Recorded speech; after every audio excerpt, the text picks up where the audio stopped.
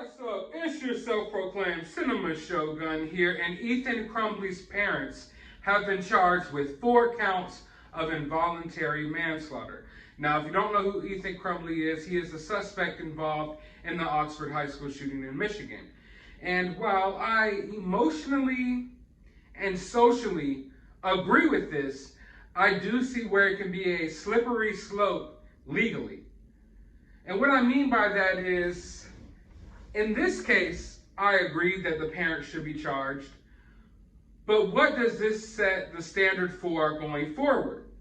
You know, if someone steals a GUN from someone's home and that person didn't have it locked up responsibly, will they then be charged, even if it's not their kid, if it's just some random person off the street? You know, how responsible are you for someone else's actions? You know, so like when it comes to this case, I look at it and I'm like, yeah, lock these people up. But I understand where that can be dangerous because things like this, I almost want to judge it by case basis. And that's not how the law works. Now, we know these are the first parents ever charged with a school shooting. The first. No parents have ever been charged before this in a situation like this. And this is definitely setting the new standard for how things are going to be going forward. Now, I agree with that.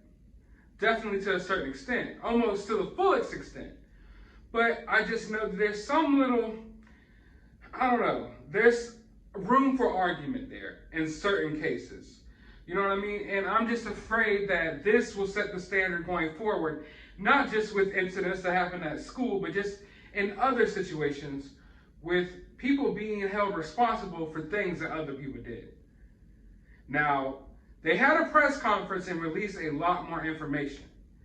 And after watching this press conference, I wholeheartedly agree with this decision because there was so much negligence there.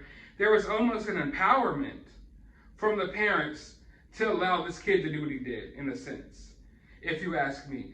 Like, I mean, I can sit here and explain it to you all day long, but let's just listen to the press conference real quick. I got a little snippet here, all the important juicy details right here. So let's listen to it together, and then I'll be back with my thoughts. Today I am announcing charges against the shooter's parents, Jennifer and James Crumbly. The charges are as follows. James Crumbly is charged with 4 counts of involuntary manslaughter. Jennifer Crumbly is also charged with 4 counts of involuntary manslaughter. I will now publish the details that led to that decision and have already previously been made public, which allows me to comment on them in a swear-to that has just taken place in the district court by Officer Tim Willis, Detective Tim Willis. The investigation into the school shooting incident at Oxford High School, which occurred on November 30th, 2021, has revealed that James Crumbly purchased a Sig Sauer 9mm model SP 2022 from Acme Shooting Goods in Oxford, Michigan on November 26, 2021. A store employee confirms that Ethan Crumbly was present with James at the time of the purchase. Per statute, James Crumbly completed ATF Form 5309A. On or about November 26, 21, Ethan Crumbly's social media posts reveal photos of the semi-automatic handgun, along with the caption, "Just got my new beauty today," including an emoji with hearts, "Sig Sauer 9mm. Any questions I will answer," end quote. Subsequent to the purchase of that weapon, one of Jennifer Crumbly's social media posts on about 11/27/21 read, quote, "Mom and Sunday testing out his new Christmas present," end quote. On November 21st, 21, a teacher at the Oxford High School observed Ethan Crumbly searching ammunition on his cell phone during class and reported the same to school officials. Jennifer Crumbly was contacted via voicemail by school personnel regarding that son's inappropriate internet search. School personnel indicate they followed that voicemail up with an email but received no response from either parent. Thereafter, Jennifer Crumbly exchanged text messages about the incident with her son on that day, stating, quote, "LOL, I'm not mad at you. You have to learn not to get caught," end quote. On November 30th, 21, the morning of the shooting, the next day, Ethan Crumbley's teacher came upon a note on Ethan's desk which alarmed her to the point that she took a picture of it on her cell phone. The note contained the following: a drawing of a semi-automatic handgun pointing at the words, quote, "The thoughts won't stop, help me," end quote. In another section of the note was a drawing of a bullet with the following words above that bullet, quote, "Blood everywhere," end quote. Between the drawing of the gun and the bullet is a drawing of a person who appears to have been shot twice and bleeding. Below that figure is a drawing of a laughing emoji. Further down the drawing are the words, quote, "My life is useless," end quote. And to the right of that are the words, quote, "The world is dead," end quote. As a result, James and Jennifer Crumbley were immediately summoned to the school. A school counselor came to the classroom and removed the shooter and brought him to the office with his backpack. Counselor obtained the drawing, but the shooter had already altered it. The drawings of the gun and the bloody figure were scratched out along with the words, "Help me," and "My life is useless." "The world is dead," and "Blood everywhere." Those were all altered by him. At the meeting, James and Jennifer Crumbley were shown the drawing and were advised that they were required to get their son into counseling within 48 hours. Both James and Jennifer Crumbley failed to ask their son if he had his gun with him or where his gun was located, and failed to inspect his backpack for the presence of the gun, which he had with him. James and Jennifer Crumbley resisted the idea of then leaving the school at that time, of their son leaving the school at that time. Instead, James and Jennifer Crumbley left the high school without their son. He was returned to the classroom. When the news of the active shooter at Oxford High School had been made public, Jennifer Crumbley texted to her son at 1:22 p.m., quote, "Ethan, don't do it," end quote. At 1:37 p.m., James Crumbley called 911, reporting that a gun was missing from his house and he believed his son may be the shooter. Further investigation revealed that the 6-hour 9mm handgun purchased by James Crumbley was stored unlocked in a drawer in James and Jennifer's bedroom. The gun recovered from the shooter at the school after the shooting was the same gun that was purchased by his father, James Crumbley, on November 26, 2021, in the presence of his son. Based upon the foregoing, the Oakland County Prosecutor's Office requested and received we charged 4 counts of involuntary manslaughter as to James Crumbley and 4 counts of involuntary manslaughter. Well, there you have it, folks. You see, when I say that this is a slippery slope, like, how responsible are you for someone else's actions, right? Well, when you get to the point that you're literally buying your 15-year-old kid a 9mm on Black Friday, you're gifting it to him. This kid has a history of unusual behavior. You know, at what point do you buy your kid this weapon and then you hear complaints from the teacher and you don't take the necessary precautions to keep this weapon out of your son's hands? I mean, they literally called y'all and let y'all know that this kid is looking up ammo in class. You know, he's looking up weird things. He's drawing weird pictures. And they even have the text message where she says, you just try not to get caught. I'm not mad at you. You need to do better at not getting caught. That's where you start enabling. You enabled the kid when you bought him this weapon. You enabled him once again when you received these warnings about this disturbing behavior. And you told the kid you're not mad at him, just don't get caught. Not no, oh, you know what, we're taking this away. You know, you can't be doing things like this. No, just don't get caught. And then, lo and behold, he's sitting here drawing pictures of killing people with guns in class. He's drawing this stuff out. You get brought to the office and they talk to you about it.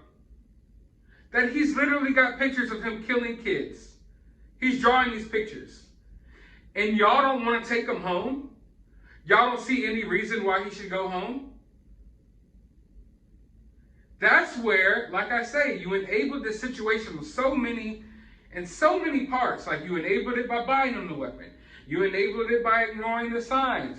You enabled it by, even when someone else pointed out the signs to you, you empowered him to keep doing the same thing instead of, taking it away or putting him on punishment, anything. Even a firm talking to. No, it's, oh, I'm not mad at you. Ha, ha, ha, ha, ha. Just don't get caught looking up bullets, the bullets you're going to use to kill your classmates. No, these parents deserve to be locked away. And like I said, I understand that it's a slippery slope. And I understand that this may set a new standard going forward. And I fully agree with the right to bear arms. I'm not a person that wants to take guns away. I'm not that type of guy. But I do believe in responsible gun ownership. And I do believe that people should be able to send their kids to school without worrying about someone else's parents not doing the right job with their kids and allowing this to happen. Because this was way more than just, oh, the dad was a gun owner and this kid got a wild idea and did some crazy stuff. If that was the case, I would be more like pushing back towards these parents getting charges. But that was not the case. It's not like, oh, this guy's just a gun owner. He's normal family. They're living a normal life. They have a kid who's kind of weird, did some weird, messed up stuff. No. This is a case of like, y'all know your kid is kind of unstable.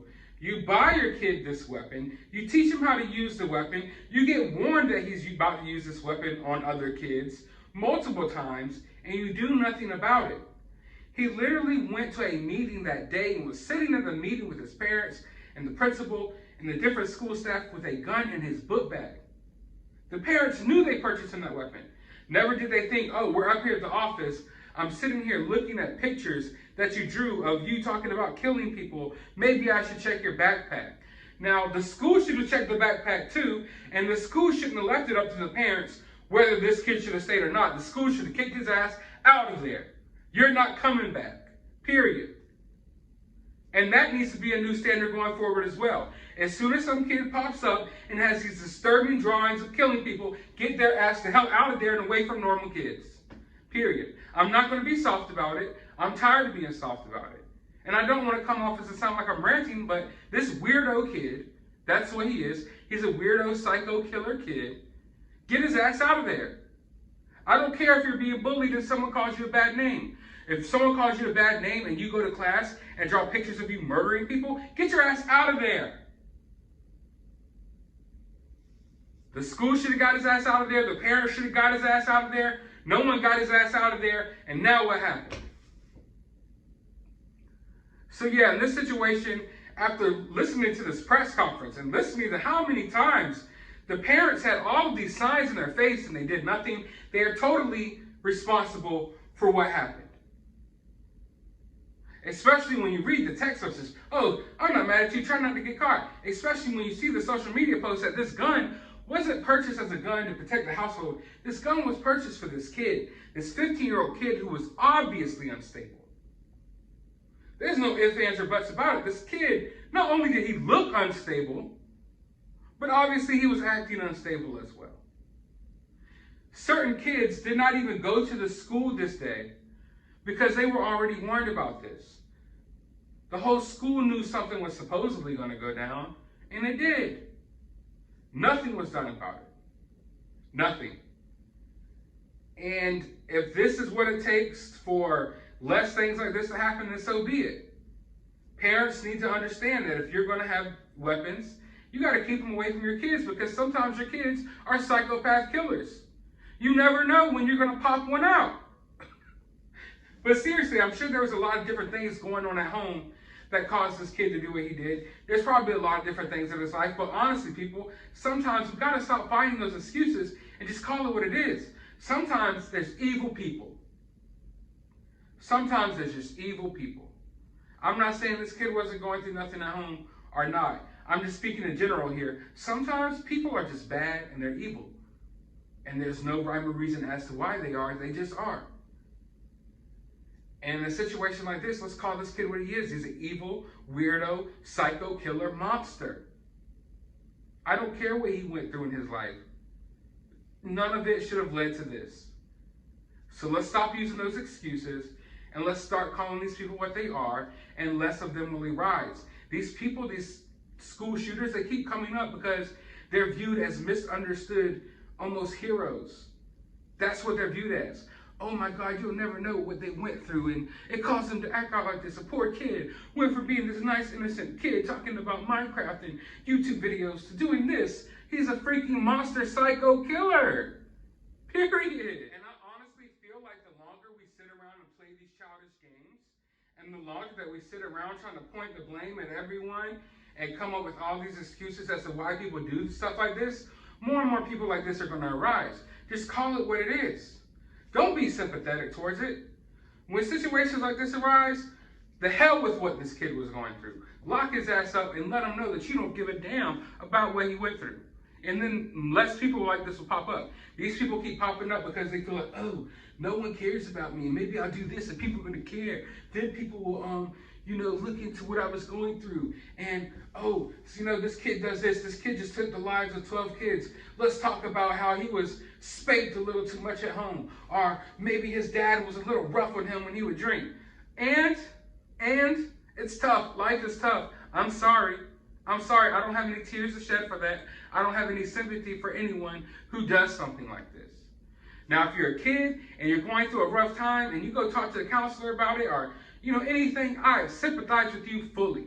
But if you're someone who's going through a tough time and you go take the lives of random people, I don't care anymore. And y'all shouldn't care anymore either. Let's stop doing this as a society of always when something like this happens, we come, oh, well, what about this? What did he do? What about the kids who died? There's more conversations about what this kid went through than the kids who died. What did they go through, losing their lives in the middle of a school hallway because of this fucking weirdo? But before I go off about it anymore, because I want to know your thoughts. Let me know how you feel about this down in the comments below. Do you think the kid's parents should have been charged?